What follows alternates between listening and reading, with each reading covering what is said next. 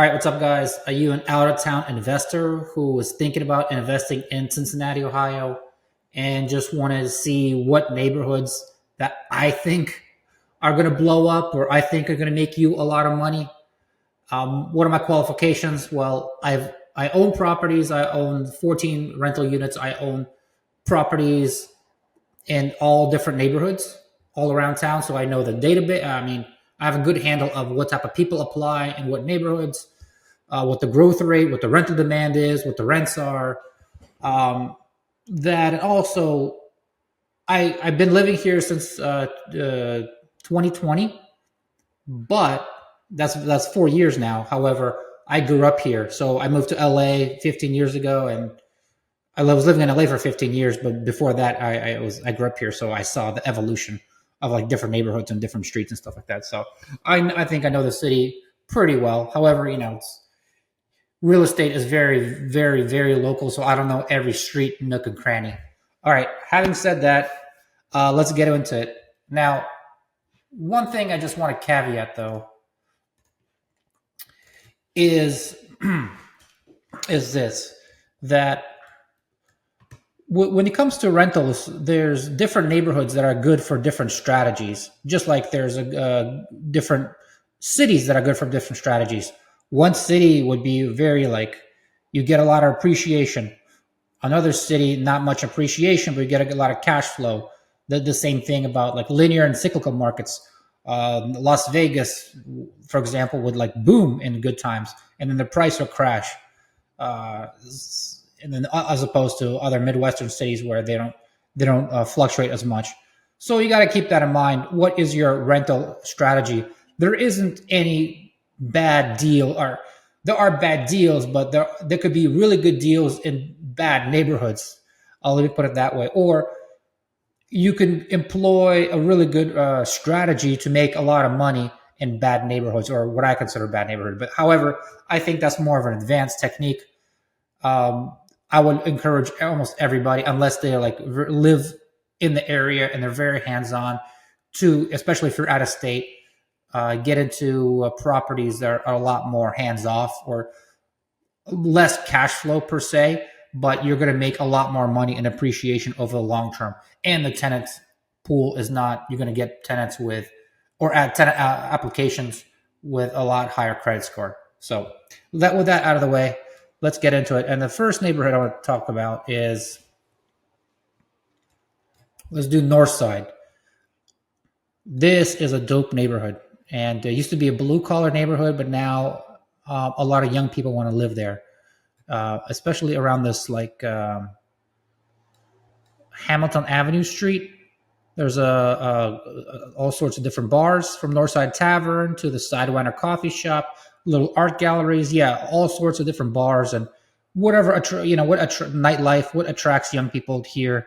So, and then also there's a lot of young people already living there, and they want to live. People want to live with their friends, so there's a lot of rental demand over here. However, the cat's out of the bag. This neighborhood has been hot for a while, so if you do see something that's good, that makes sense numbers wise, I would definitely recommend it. However, I think it'd be kind of tough to find a deal here, but just keep your eye open. However, this is the next spot here is, oh, by the way, right here. Like I wouldn't consider this to be part of North Side.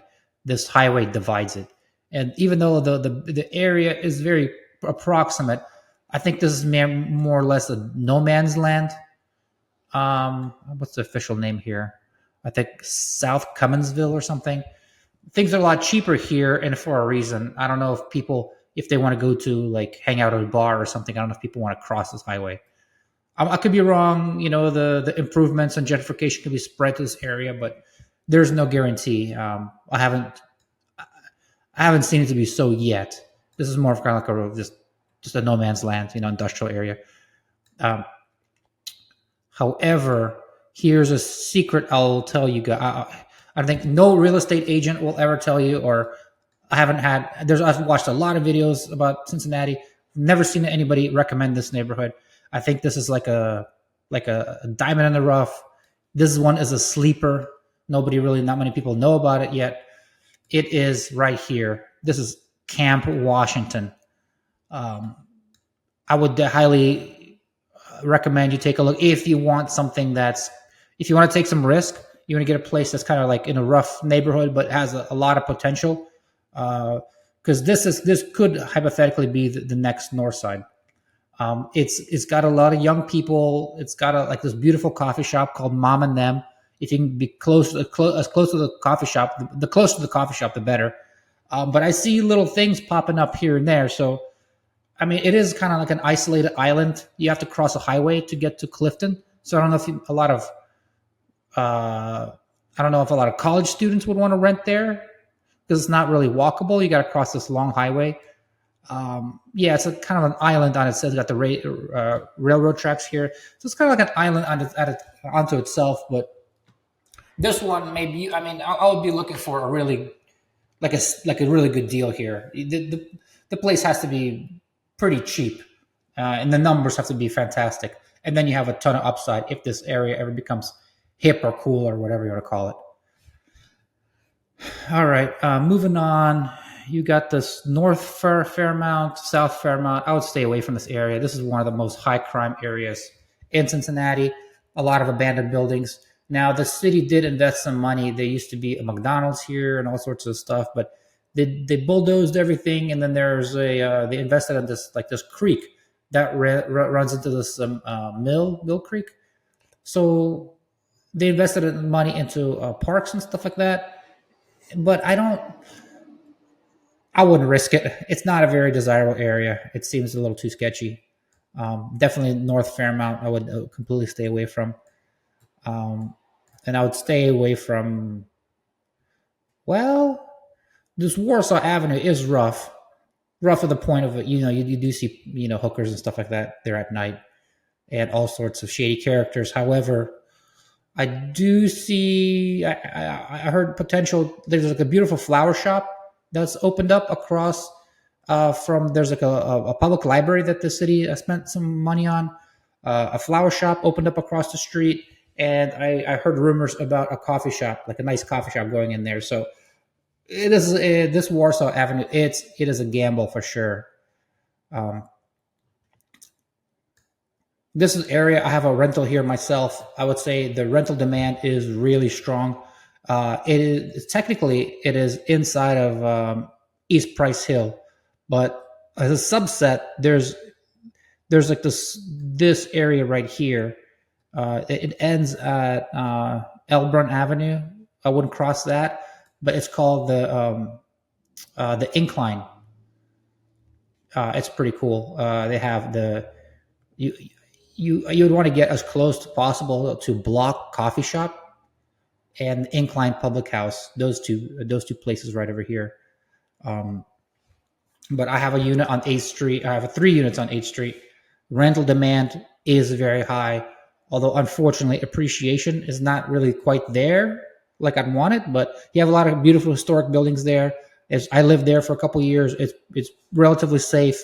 Had no issues other than my catalytic converter getting stolen from a truck. Other than that, I didn't experience any crime. It was safe enough to walk at night. I would highly recommend this place, and I think the buildings are really cheap. And there's a guy by the name of Jirius. If you look him up on Instagram, he back in the day he bought a lot of properties over here, and he's making really good money. I feel like he owns like most of the buildings there. I think he probably owns like 20 or 30 buildings. So you could check out his social media if you're interested in this area. But yeah, I do see flips going on here. There's remodeling. It's not booming, but there's little things happening here and there. Moving on. Let's see, East Price Hill. This is just general big area. So around here, there's a Kroger. It's kind of sketchy, and here I think there's some nice streets, like nice streets here and there off the main street that are pretty chill. You got nice houses, like modest houses, but the street could look quiet and nice. I don't. This is purely a cash flow play. I don't expect this area to be appreciating much, but if that's what you want to do, I would. But I wouldn't. expect this area to blow up as far as like value or anything. It probably the value is probably going to keep up with inflation. However, if you find a good deal here, all the numbers work and you're making a good profit, I would expect rents to keep going up here. But I would not get something on the main street like on Eighth or Glenway. I would I will get something that's like on a quiet little tiny street with like with sidewalks and nice trees and single family houses. Definitely would not. If there are other apartment buildings or especially large apartment buildings, I would not do that. But if there's single family houses, I would consider it. Let's do a quick word here about Westwood. I don't know much about Westwood. I know there's like a brewery here, which there's a brewery and then there's a fire station that got converted into a bar. I like that little spot. It's the opposite. In this Westwood area, I would consider getting closer as close as possible to the main street, so tenants can walk and go to the restaurants and stuff like that. But even some of these, I mean, some places are very apartment dense. I would not. It seems like very rough and crime dense, and others are very like single family houses. I would consider that, but it's more or less a sleepy area. I do not expect values to boom, and I would say the same thing for Delhi. Delhi, a very sleepy area, very like blue collar, not much going on. All right, moving on. Um, Clifton. So in my mind, because I grew up in Clifton, in my mind, Clifton's separated into two. You got this Clifton Heights that is next to the college, and down the hill, even though it's north on the map, the elevation is lower. You got this around Burnett Woods, and you got Clifton that that's attached. That's in near proximity to Mount Storm Park. Absolute 100% buy, I would say, would be in let's see here, around Clifton Gaslight area. They call it gaslights because they still have the old vintage lamps. That is an awesome place. I lived in multiple parts of Clifton. Um, Definitely in the gaslight, 100%. The buildings are. This is 2014. The buildings are in the 500K range, multifamily, but I expect the values to grow. The reason why I like Clifton, it's got this eclectic group of people. You got students from college, you got old aging hippies, you got skateboarders, you got a good mix of people to where it's like a fun, thriving neighborhood. You have a movie theater, a grocery store, everything feels good. You got the Skyline Chili, everything on Ludlow. You got everything feels nice, and got Grader's ice cream, nice and cozy, in a really beautiful area. There's certain pocket like Clifton Heights. You know what? I'll go into it in a second. But this Ludlow, I love everything around this Ludlow street. I would personally saving money right now trying to buy a 10 unit around here, because I see rental demand in Clifton is always really high. I think the rents have been going up a lot, and I think the rents will keep going up a lot. It's just a very desirable area, and I would expect that if you have rentals here, you could possibly you would get really some of your applications would have some of your tenants would have really high rental scores. Around the Burnett Wood area, it's not as good. I grew up here on Jefferson. It gets a little sketchier next to the laundromat. You got Clifton Heights, which is kind of a mixed bag. I think there's a lot of money potentially to be made if you just bought a single family house with a bunch of bedrooms, because those single family houses could be rented for $4, $5, $6,000. Charge each kid $800 per room. Obviously, you just do one lease to one group of kids.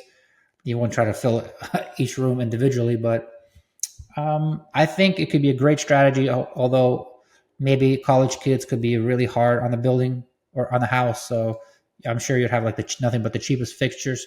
Even then, I don't know if I'd want to deal with. It could be really lucrative, but I don't know if I'd want to deal personally with somebody guaranteed to move out every year. because that's you have to be really in tune with the school schedule. So that could be a potential moneymaker here. Um, Now above, so yes, see North. I love the Mountstone Park area. However, a lot of these over here they're multi-million dollar mansions. So there aren't that many multifamilies you can buy. You got now you have Avondale. I'm a little. I don't know.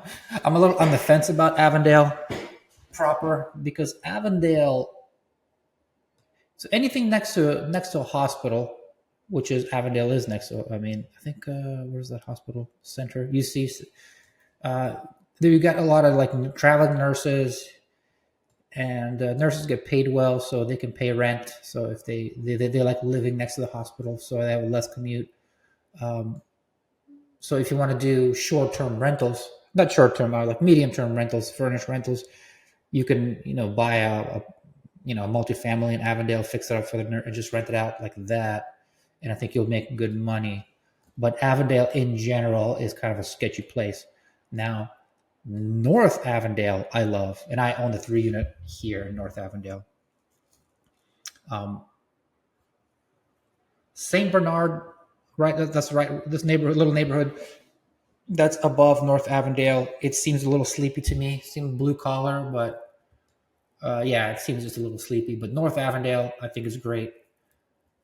Um, Pretty good rental demand. The rents are going up. Um, Very beautiful. Some of these streets are very beautiful. Have really beautiful houses. It's definitely a sleeper. If you're going to be um, putting offers on multifamilies here, you're not going to be. It's not the most desirable neighborhood. It's just not a trendy hot neighborhood. I'll put it that way. So you're not going to be competing with a lot of potential buyers. So you might be able to get a really good deal, but very strong rental demand. I've remodeled 1 unit, um, getting good rents for $950 for a one bedroom. I would say like a 2 bedroom would be in the 1500 range if you remodel it pretty nice. Um, so yeah, I'd definitely consider that one. Moving on. Let me tell you, this is my favorite right now. It is East Walnut Hills. This area is booming, growing, and it's growing because the big developers are building lots of multifamily buildings here, and I wouldn't be afraid of that. You're not really competing with them. They're building giant complexes with hundreds of units, but they're really high rents, and um,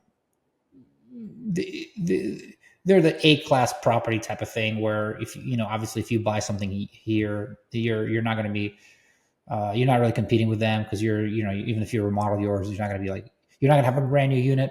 And then on top of that, they know these developers know a lot more than the average investor. But if they're buying out there, they are pretty sure that this area is booming. There's going to be a very strong demand in that area, so that's where I'm really assured. I own a 4 unit here. Everything has been really good, really nice tenant pool, good rental demand. Only problem is it's not as profitable as I would like because I got hit with a big tax assessment after a year after owning that place. They reset the taxes, but that's my own personal issue. Um, the buildings are appreciating here like crazy. I think I bought for 320. I would estimate that my building is worth 550, and it's only been 2 years. So really good demand. Now the cat's out of the bag as far as people know that. I get so many. It's so frustrating. I get so many phone calls from wholesalers trying to buy my building, and it's really aggravating. How it's like why it's like I just don't you have a database? Can't you look up that I just bought this building last year? It's like why would I sell it to you right away? or like a year after I bought it myself. Unless you're gonna, offer me tons more. You really need tons more money than the actual than what I bought it for. They don't bother looking at that stuff, so it's very aggravating. So yeah, if you own anything around here, expect a lot of annoying wholesaler calls. But that's a good sign that this is a hot area, lots of demand. Um, and Columbia, let's see. There's one area here where I think it's Evanston. Look up there's a coffee shop called Mom and Them. It's a really trendy coffee shop, and I really like anything that's around them. So one of the Mom and Them coffee shops is Camp Washington. The other one, I think it's around here, Madison or something. But look up the other second location. That area is growing. Hyde Park, I recommend. This is the old money. This area has always been nice ever since I was a little kid. It's been probably the nicest area. Um, that's a good one for a very solid purchase. If you would buy something here that it's not going to go down in value. This is probably the last area in all of the whole country. I think I'm just slightly exaggerating, but still, because this area is going to be desirable forever. Every beautiful houses and just the older established population. Everybody wants to live here. Lots of greenery, very nice. Same thing. Well, Oakley has been kind of been sketchy when I was a kid, but it's really stepped up. What I hear is with the younger kids, they want to party and just hang out downtown over the Rhine. And once they get sick of that, get a little bit more mature, they move to Oakley. So a lot of young professionals here. I don't own anything in Oakley, but if the deal presents itself, I'll definitely buy something. Listen, Oakley is a nice up and coming area. Then I gotta mention definitely Norwood. Then, if I'm talking about Oakley, where's Norwood? Oh, here we go. Norwood. Norwood is, I think, is bifurcated on this main road here, Montgomery Road. It's not aesthetically pleasing. It's a lot of just strip malls and just ugliness. Maybe I'm biased because I had one of my worst jobs I ever had at a call center was in Norwood. Oh, and I had a Dickensian job where I'd help my mom with the newspapers. We're also bagging up newspapers and delivering them. It was also in the pickup station was always in Norwood. So, um, but so I had a really bad negative opinion on Norwood, and so it's just been just a grimy blue collar area. But I would like associate with Detroit or like Pittsburgh or something like a steel city. But there are definitely a lot of areas in Norwood where there are beautiful houses. Yeah, like the houses are beautiful. The interiors have got really nice old school details, hardwood floor. Um, I think pretty desirable areas. Just different pockets. I just never seen them before. But then we made some friends that own a couple of properties in Norwood. They're really nice. Especially look up an area called Factory 52. It's a new development. They have like restaurants, ice cream parlors, breweries. That's a big development. They're actually expanding it further. So it's really nice. That area is really booming, highly desirable. So yeah, Factor 52 in Norwood, or if you find a pocket where it's just like a nice little subdivision with just single family houses. But on this Montgomery Road, next to these strip malls and just sketchy hotels, I would not. It's too off-putting for renters, I believe. Okay, I already talked about East Walnut Hills. What haven't I covered? Oakley, yes.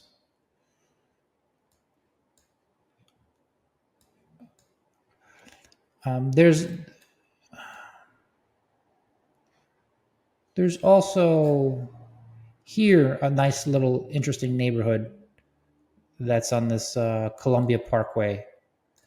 They got a barbecue joint. Let's see here. This might be too small of a neighborhood to mention, but it's got a nice little bit of a development here, like barbecue place, coffee shops. Um, things were kind of run down here, but it's the city is breathing second life into this area, so this could be interesting. Um,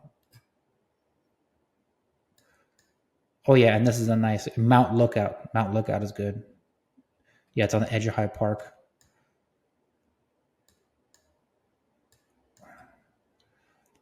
Oh, that's Delta Avenue, where I think this is where a wine shop is.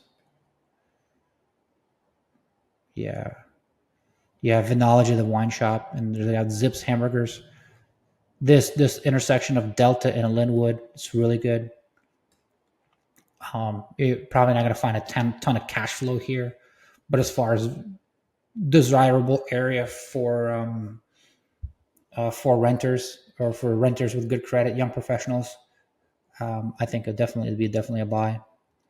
And then I'll end this video with a quick little.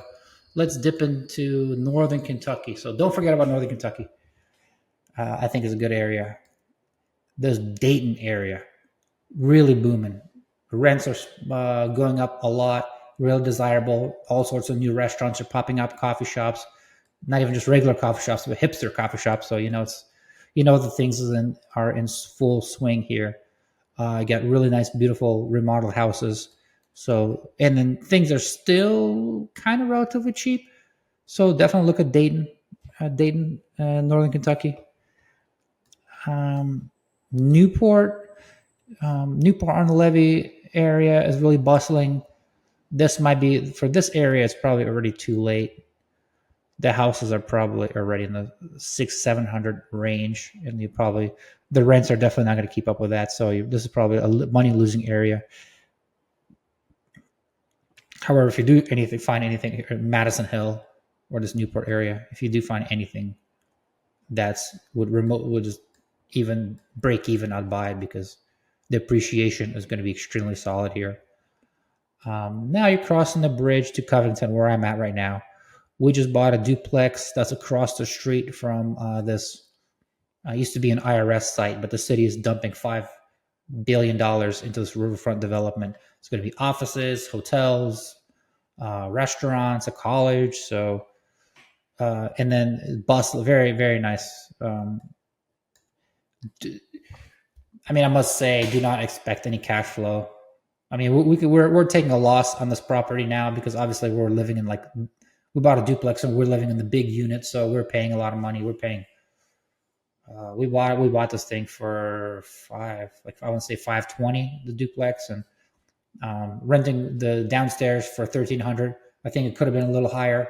We are paying just to live here 2,500 for like a 2-story unit. Got a beautiful view of the city, but we probably could have rented something for cheaper, but we like the play as far as we think the value is going to skyrocket once the development is finished. So, but it is a lot more appreciation play. You're not going to cash flow. You're not going to make money on rents for a while. You think you can try to do Airbnb, but Airbnb, they have, you need to get a permit here, and they have a limited amount of permits. I would say everything's good. Oh, and especially this Main Street, really good around Main Strasse.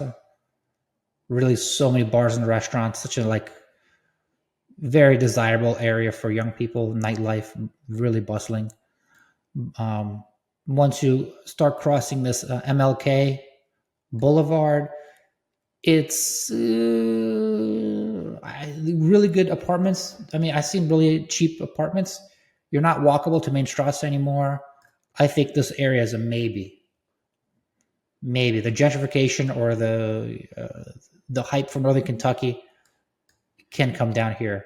I think some of the issue with this Northern Kentucky is it was kind of run down, blue collar, just rough back in the day when I was younger. And I have some friends, and I showed them where I live now, and they were surprised how nice it is down here. So I think what this area kind of struggles with is not everybody knows that this area became so nice. So I don't know how long it would take for everybody to realize that, or what has to be built. But I really like everything around Green Up is nice. Madison, look up Hotel Covington. Everything in the Hotel Covington area is really nice with little restaurants and stuff. Um, Past MLK, it's a little sketchier. I think the your rent tenant pool is going to be more immigrant based. Maybe they have less money, but let's see. This unit's 1,400. It looks nice. Somebody just remodeled it, so yeah, I think there's action happening here. Uh, and lastly, this area called Ludlow, but Ludlow, Northern Kentucky. Honestly, I'll be really potentially. When I rode by my motorcycle a few times, it seemed sketchy, or it seemed not just no. I mean, I'm sorry, sketchy was not the right word.